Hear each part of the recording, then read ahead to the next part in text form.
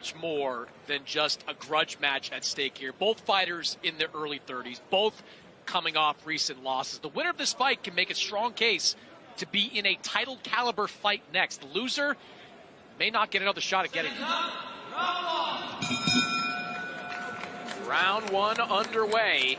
Two massive heavyweights here in bakole and Ajagba. And you're right, Chris, that this feels like one of those, the winner moves on in the heavyweight bracket type fights. So two red flags about bakole. One is, how did he bounce back from that second round knockout? I know there was only one punch, there wasn't a lot of wear and tear, but this is a quick turnaround. The other is the weight. 299 pounds Martin Bakole tipped the scales at. Now that's less than the 310 he weighed for the last fight, but it's 15 pounds heavier than what he was against Jared Anderson, which was one of the best performances of his career. We're going to see the effects of that last fight once he gets hit by that Ajagba right hand, which is his favorite punch. Big right hand, he stays at a distance, he sets it up behind a patient jab. That's how we're going to find out where Bakole's at in this stage of his career. You know, Sergio, both these guys are uppercutters. They both are into throwing that uppercut. Ajagba will throw it with both hands. Bakole likes that rear uppercut. They love throwing that punch. Don't uppercut with an uppercutter. On the outside, it's all Ajagba, and that's where he should be. You know, behind that long jab, he has that leaner frame. They're both the same height, but you can see that the mass is with Bakole. So just touching him downstairs to that soft belly would open up a right hand over the top. But you have to be very patient, of course, very careful with a guy like Bakole. Yeah, and of course, that's the formula, Chris, that Michael Hunter used to defeat Martin Bakole years ago, and Bakole's promoter, Ben Shalom, has talked about maybe orchestrating that rematch if Bakole can get the victory here tonight. I get the sense that Bakole wants that rematch, take the blemish off his resume. I'm not so sure Ben Shalom wants that. He may have eyes for bigger and better things for Martin Bakole.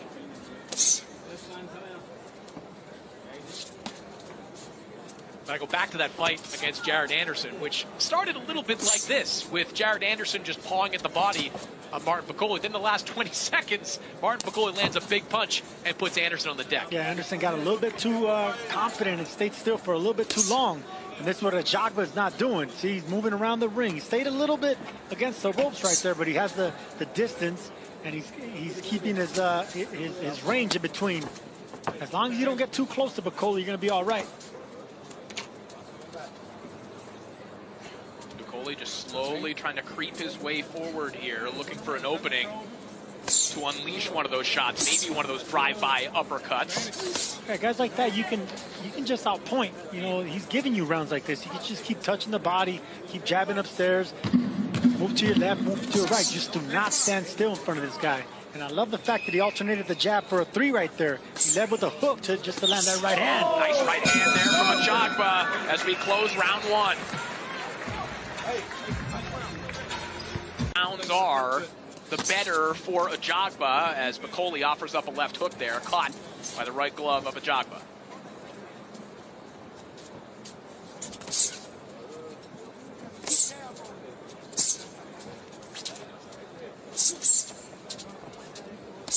Ajagba opening up a little bit here. There's a good right hand that landed right at the end of round two. And Chris, as you pointed out, this isn't an unfamiliar pattern for Bakole fights where there's kind of a lull, it's very quiet, and then before you know it, there's a very large man shaking his hips in the middle of the ring because he just scored a knockout victory. Yeah, it looked like Jared Anderson, first round, on his way to an easy 10-9 round. Martin Bakole landed one of those kind of clubbing shots that changed the fight. He is one punch away from changing the dynamic. Yeah, guys like Bakole, you can outbox, but you got to be smart enough to know that that's their strategy. You know, they're going to lose rounds to just set up the big punch, the big knockout. Ajagba should, you know, I'm sure he did his studying and knowing that this man, he's a silent killer. You know, he's one of these guys that just waits for that right shot, the power shot, and he sets it up with jabs like that. Long arms. So very few fighters have so much power without really stepping into those punches. I mentioned George Foreman. I'd put Vitaly Klitschko on that list as well. He just gets such pop off what is largely an arm punch.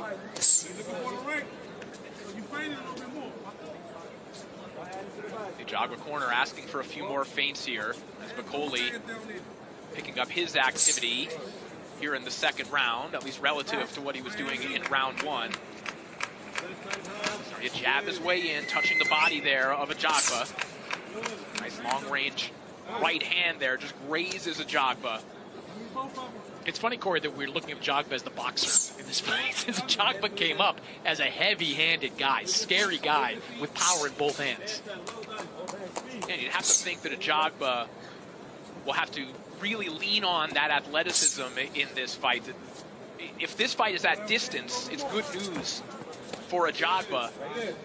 And if that is what he needs, it's good news for Ajagba, because his former strength and conditioning coach, who he was working with in Houston, Danny Arnold, who also trained Jadeveon Clowney, said that Ajagba compared favorably in athleticism to an NFL defensive back.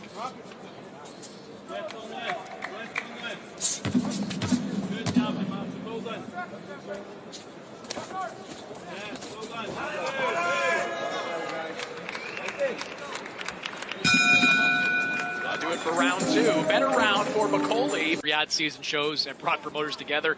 You get real friendly real quick, Corey. Well, these two certainly have not been friendly during the build-up to this one. Efe Ajagba and Mark bakole. Tempo starting to pick up, and bakole starting to pick up the volume here in round three. Yeah, this is what I want to see from bakole. He has to come forward. He can't let Ajagba keep picking him apart from the outside. Bakole needs to get on the inside, and the way to do that is breaking that distance with that jab, that long, strong jab. Nice right hand over the top there from Ajagba. Bakole leaning back as he tries to jab to the body, but Ajagba found the antidote for that. Just bring that right hand over the top. I would like to see bakole just throw that right hand right to the chest of Ajagba. He's not going to hit the head right now. It's too early in the fight. Just aim at the chest or the shoulder of Ajagba. Huge right hand there from Ajagba. It's the same punch he's been landing. It's a 3-2. He comes in the front door with a 3 going around the right hand of bakole. He's catching bakole, Sergio, leaning to the right, so he's able to throw that chopping right hand pretty easily. No, he's forcing him to the right with that left hand. He's keeping him there just to guide that right hand down the pipe. There it is again. That right hand seemed to wobble. Bakole was trying to fire back with left hooks, but Ajagba is cooking here in round three. Yep, at the outside, it's all Ajagba. The knees buckled from the big man right now. And we asked questions if there were lingering effects from the knockout loss at the hands of Joseph Parker. And it's that same kind of temple shot that seemed to affect him there. If bakole is not going to get on the inside and not really try to double and triple his way in, he's going to be at the end of those punches, and it's only going to be a matter of time until you get cracked again with that right hand.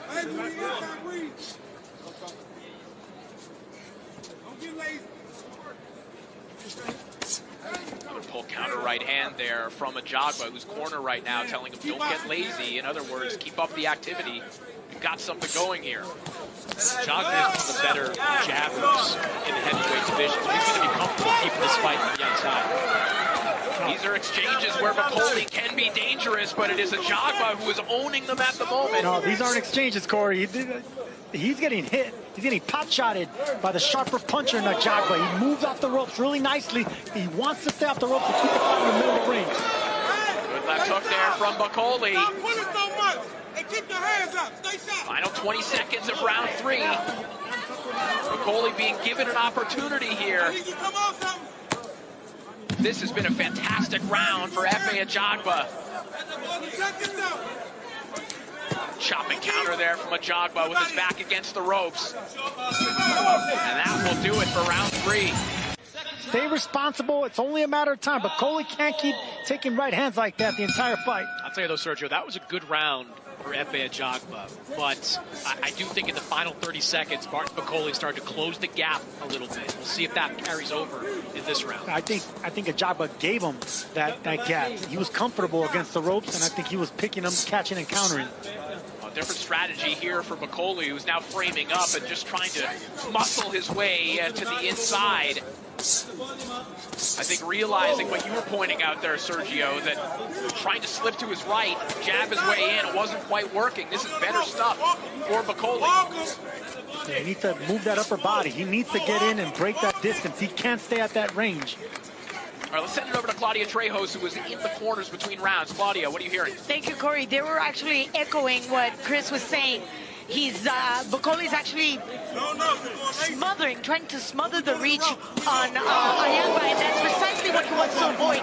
Stay away from the ropes, use your reach, use your movement, do not allow him to close the gap. And this is the reason why Bakole popping the head back of Ajagba with a huge left hook a moment ago. And this is exactly what Bakole wants. Yeah, because if Ajagba's squared up, he's not at an angle. If he's squared up like that, it makes it easier for those left and right hooks to land. Bakole's been stopped a couple of times, but I have more questions about the Ajagba chin, given the caliber of competition that's either knocked him down or wobbled him. Ajagba looked a little unsteady as he was navigating his way back to the ropes here, now trying to fight his way off the ropes. But he's got a colossus in front of him, trying to keep him there. I mentioned Foreman. This is like a Foreman-esque vibe, too, to a fight like this, where you just, if you're Bakole, you're just taking punches until you can land one that changes the fight. Ajagba trying to counter with right hands against the ropes. There is the signature shot there from Bakole, that uppercut, and once those start flowing, that's when things really start rolling for Bakole. Yeah, that's a beautiful shot for such a big man. And once he starts throwing that uppercut to the body and picking him up to the head, that's when you know it's getting good to him. Don't be lazy, huh? You don't see the movement from Efe Ajagba that you saw for the first 3 rounds. A lot of laying on the ropes and in the corner. Bakole, I love that right hand that just gutted Ajagba, breaking him in half. Ajagba stationary in the corner. He's absorbing a lot of shots here, some of them on the arms. But those are heavy, heavy shots, just grinding Ajagba down. And those shots, Sergio, the right hand is kind of that corkscrew right hand that Gennady Golovkin kind of made famous years ago, looking for that top of the temple shot. Yeah, coming from top to bottom. If your opponent's not giving you an entrance, you got to go over the top. It was a good response from Ajagba a moment ago. 4 straight punches down the pipe, but Bakole just keeps plowing forward. You're being lazy in defense.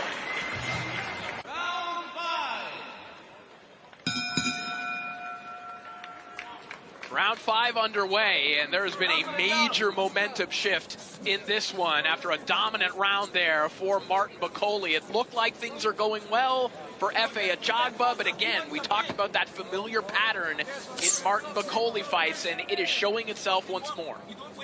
Yeah, flashes of that Jared Anderson fight. You know, this is how Anderson started. Boxing, moving, getting confident with that jab, straight right hands. But Bakole was slowly eating him up, slowly inching that front foot in the front door just to land that big right hand and uppercut.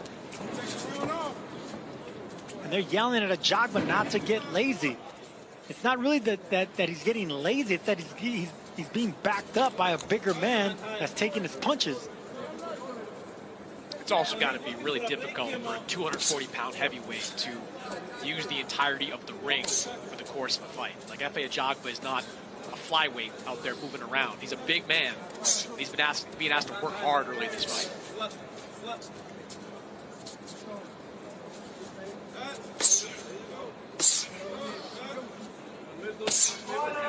Bakole just parking himself there against the ropes, taking a long time to load up that right hand, and this was the posture that was allowing Ajagba to have success in the first 3 rounds.